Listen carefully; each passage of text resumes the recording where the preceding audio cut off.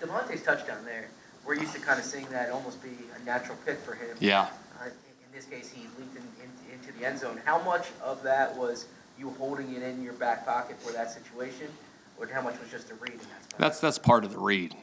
He's coming out trying to set a little pick there, and the guy playing underneath, and they actually passed it off there when you watch the tape, and he did a good job of just finding the dead spot right there, and Jalen went to throw it to the flat. Guy fell off, boom, found DeVonta for a touchdown. It was a great play. That 15-yard pass to Brown for the touchdown. Mm-hmm. Looked like Parsons was kind of in between. Like, he didn't know whether to go for Hurts because he thought he might run or go out into coverage. Is that the way it was schemed? To kind of. Yeah, we were just reading him on the end right there and see what he did, and he was kind of playing in between, and Jalen pulled it and hit him in the flat, and we went down the sideline. Been the biggest difference on those long, late drives where you guys kind of pounded it at them? I think it's really the guys up front, the conditioning part of it. Those guys are ready to go in those situations. We popped the big one to start there, that drive. It was a concept we ran earlier in the game, and we just missed it. It was close, and it was like, hey, let's come back to that, and we did. And then we ran it again. The second play, just flipped the formation, and then we came back to it again a couple plays later. And we kept moving the ball, and we just kept going down the field with it, and it was working.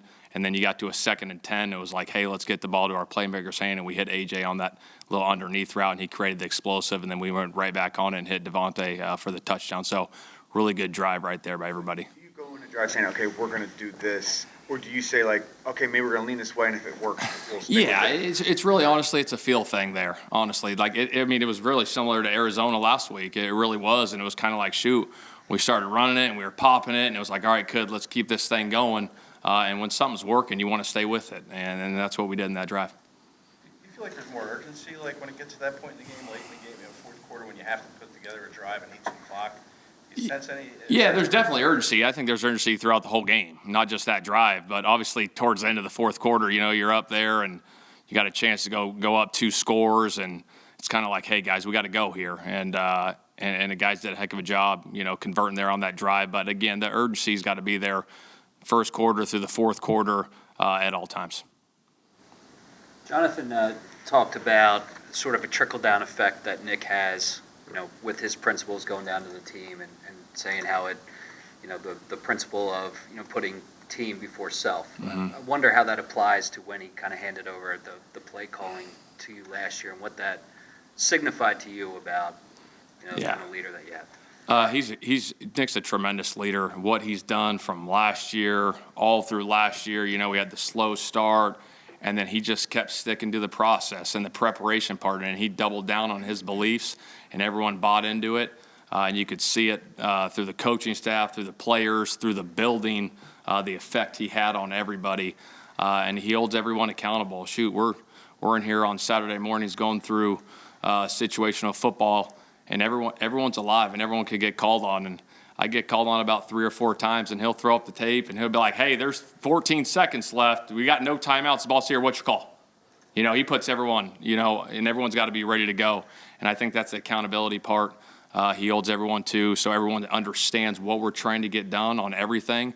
So there's no second guessing anything. So when things come up, whether it's in the building, on the practice field, in games, everyone's got to be locked in. What's your call in that situation? Well, it depends. I'm just throwing out a random situation. Yeah. What did that tell you about him? Just his selflessness, and just everything that he's all about, and putting the team first in everything he does. And it's all about winning and anything we need to do to win and help the team win, players, coaches, everyone involved. It's been really good. Kind of get a sense of just how much A.J. Brown's influence carries over to DeVonta. Yeah, it's huge. Anytime you add an elite player like AJ to the roster with the other elite players that we have, everyone's level of competition goes up. I talked to the team the other day about, the it factor, like what is the it factor? Everyone says, oh, that guy's got the it factor, and some people refer to it as like energy and focus and commitment and excellence and all that thing and all that stuff. And I think all that is true. And I think when you have that, it raises the level of everyone around you. And so when everyone has that it factor, everyone's going to play a little harder for each other, be more committed to each other, to the process that we're trying to get done. How delicate is that? Because it doesn't always seem to work that way. I mean, egos are involved and everything like that, but. Yeah, there's no question. I think that we got a great group of guys. They're very selfless, and we're all about winning. And that's the most important goal every week, is to win the football game. And that may look different every week, as you guys have seen over the first 6 weeks. And guys understand that. And we're trying to win games, and that's the bottom line. And guys know that sometimes they're going to get it, sometimes they're not. And we got to go from there, but everyone understands that. Miles Sanders' yards after contact are up this year per analytics community. Why do you think that is? You know what? I was going to bring Miles up today. You know what? Miles has been tremendous through this first 6 weeks. I believe he's averaging 4.6 yards a carry. He's running hard. He's got great vision.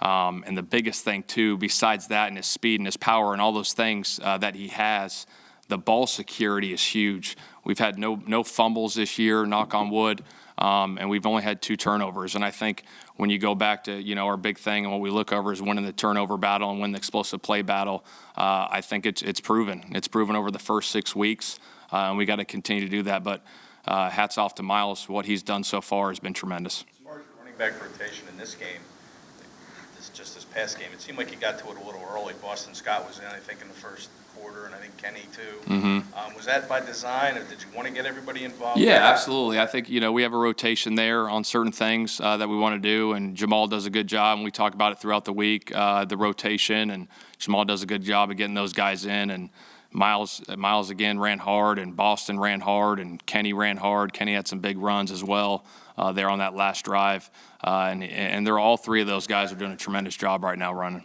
From your perspective, what needs to get better after the bye? You know what? Right now we're going through our self-scout process. Actually, I just took a break. We've been going since 9 o'clock this morning. We're really just looking at what we're doing well, what we need to improve on.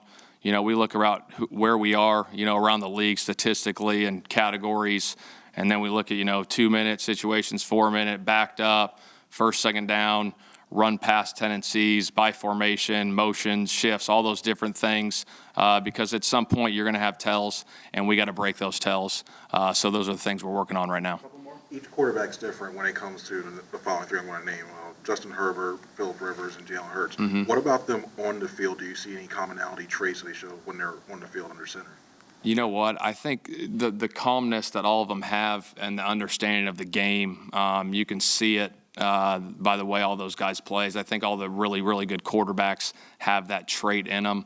And I think all those things are common denominators as far as the way they go about their preparation, the way they see the game, the way they see the field, how they are with their teammates, their players.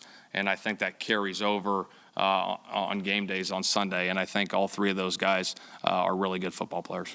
When did you see that with Jalen? When did we see that with Jalen?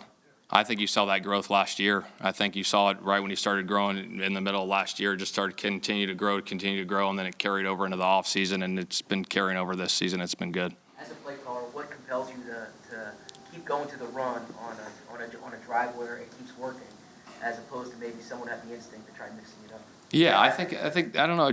I think the feel and the flow of the game and how the game's going, really, you know, and the score and where you're at in the game, the situation.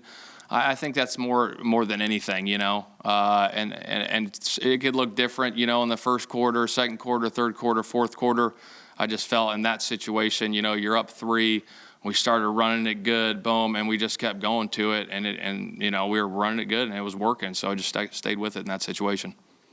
That's one quick. Yeah, Nick admitted that the reason why you guys sat on the ball before the half was part of it had to do with Lane not being in there. How does he affect what you guys do when he's not in there? You know what, Lane's a really good player. You know, more than anything, just always look out for, you know, the health of Lane right now. He should be good. Everything, you know, he's in the protocol right now, but, you know, Lane's a really good player, one of the best to do it. So, obviously, when he's out, you know, when you lose a good player, you just got to be aware of it.